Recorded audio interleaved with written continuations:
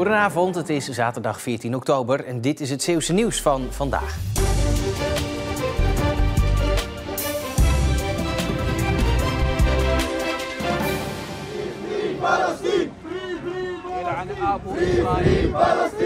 De Palestijnse gemeenschap Nederland demonstreerde vanmiddag bij het stadhuis in Terneuzen. Zo'n 70 mensen verzamelden zich daar om aandacht te vragen voor de situatie in Gaza.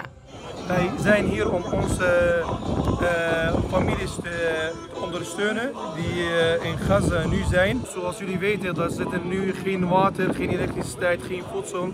De ziekenhuizen zijn, een paar ziekenhuizen zijn gestopt. Dus we kunnen geen hulp aanbieden aan die zieke mensen, aan die mensen die gewond zijn. De demonstratie verliep rustig. Ook in Amsterdam, Almere en Eindhoven waren vandaag demonstraties.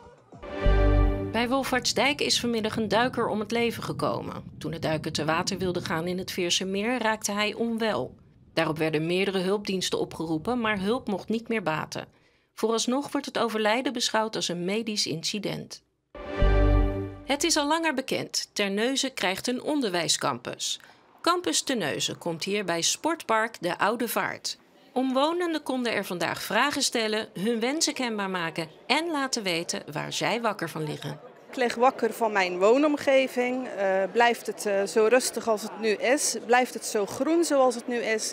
En over de verkeerssituatie, want ik verwacht echt heel veel meer verkeer voor mijn woning. En daar is de weg niet op berekend. Naast zorgen over verkeersveiligheid en de veiligheid in de buurt vragen omwonenden zich ook af of 75 miljoen euro uitgeven aan een nieuwe locatie voor het Lodewijk College wel nodig is. Ik vind de locatie daar nog, daar is toch niks mis mee.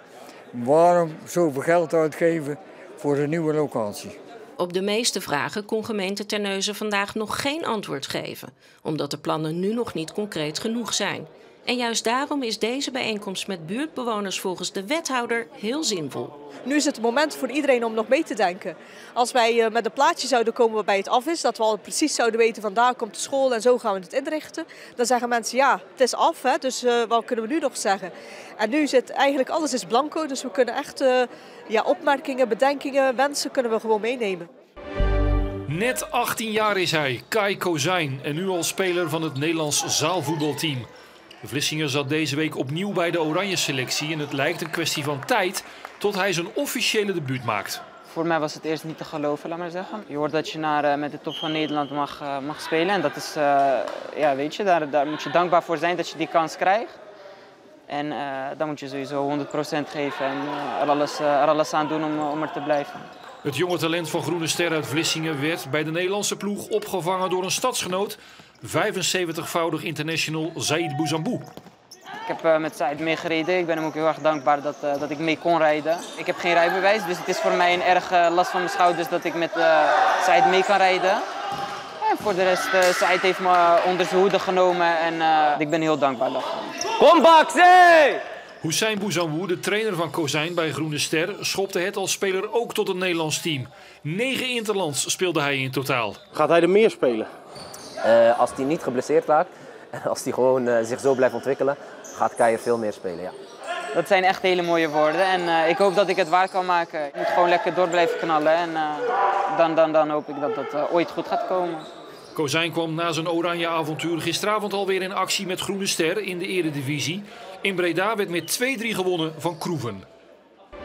Vertegenwoordig onze provincie met verve Smaakstof. De vierkoppige formatie Smaakstof heeft de Zeeuwse voorronde van het Regio Songfestival gewonnen met het nummer De Nacht van de Nacht. Is dit de nacht van de nacht, mag ik met je mee? Is dit de nacht van de nacht, laat me niet alleen. Met dit nummer vertegenwoordigt Smaakstof volgende maand Zeeland tijdens de finale van het Songfestival van de regionale omroepen in Utrecht. Ja, het voelt fantastisch. Het liedje ongeveer een maand of 3 geleden geschreven. En als je dan hier, dat komt dan allemaal samen op dit moment. 8 artiesten die ontzettend goed allemaal zijn. En als je dan wordt uitgekozen, ja, het voelt echt fantastisch. De finale is op 4 november en wordt live uitgezonden bij Omroep Zeeland. Vandaag hadden we een mooie dag te pakken met wat vriendelijke stapelwolken.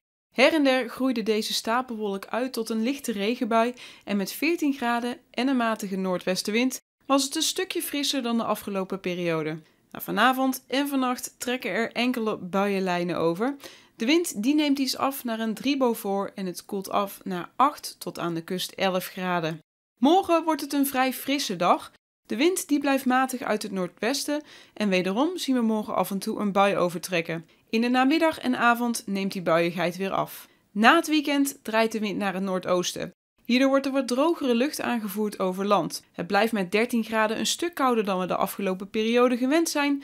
En vooral in de nachten zien we dat terug als het kwik daalt naar 6 graden. Gelukkig blijft het wel droog en zien we vooral op dinsdag de zon ook regelmatig. Na woensdag kruipt de onzekerheid weer in de weerkaarten, maar lijkt de wisselvalligheid tijdelijk weer aan het langste eind te trekken. Tot zover Zeeland Nu voor vandaag. Straks ben ik bij u terug met een overzicht van het nieuws van de afgelopen week.